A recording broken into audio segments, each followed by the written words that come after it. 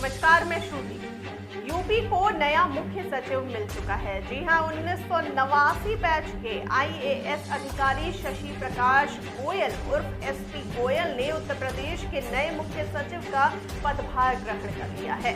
अब चर्चा चल रही है कि प्रदेश की सबसे बड़ी कुर्सी पर हुए बदलाव के बाद जिलों के अलावा शासन स्तर पर भी बड़े बदलाव हो सकते हैं। अब ऐसे में उत्तर प्रदेश की ब्यूरोक्रेसी में अगले कुछ दिनों या कुछ हफ्तों में कई विभागों में बड़े बदलाव की आहट सुनाई देने लगी है, जिसको लेकर यूपी की ब्यूरोक्रेसी में हलचल मची हुई है। जिन विभागों में बदलाव हो सकते हैं उसमें कई ऐसे हैं जिनमें विभागीय मंत्री अपने अफसरों के कामकाज पर सवाल उठा चुके हैं। इसके अलावा कई अफसर लंबे समय से विभागों की जिम्मेदारी संभाल रहे हैं। कुछ अफसर ऐसे हैं जिनके पास कई अधिक विभागों की जिम्मेदारी है। ऐसे अफसरों की जिम्मेदारी कम करने के लिए कुछ जूनियर अफसरों को विभागों की कमान सौंपने की अटकलें चल रही हैं। बताते चलें कि अभी हाल ही में ऊर्जा मंत्री ए.के. शर्मा बिजली आपूर्ति को लेकर पावर कॉर्पोरेशन चेयरमैन के कामकाज पर नाराजगी जता चुके हैं।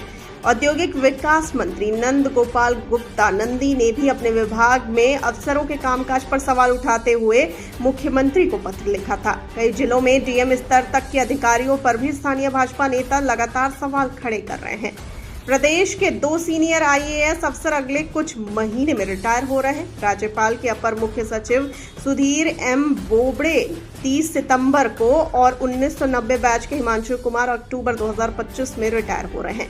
हिमांशु के पास मौजूदा समय में ग्राम्य विकास विभाग के अपर मुख्य सचिव पद की जिम्मेदारी है। ऐसे में इनके रिटायरमेंट के बाद कुछ नए नवेले अधिकारियों को जिम्मेदारी तो दी जानी है। वैसे भी यूपी में ऐसे मामले कई बार सामने आए जब ब्यूरोक्रेसी में बड़े अफसरों के बीच टकराव प्रशासनिक और राजनीतिक गलियारों में मुद्दा बना, तो कभी नेता मंत्रियों और प्रशासनिक अधिकारियों में टकराव हुआ। इन विवादों ने न केवल प्रशासनिक कार्य प्रणाली को प्रभावित किया बल्कि इससे सरकार की भी जमकर किरकिरी हुई।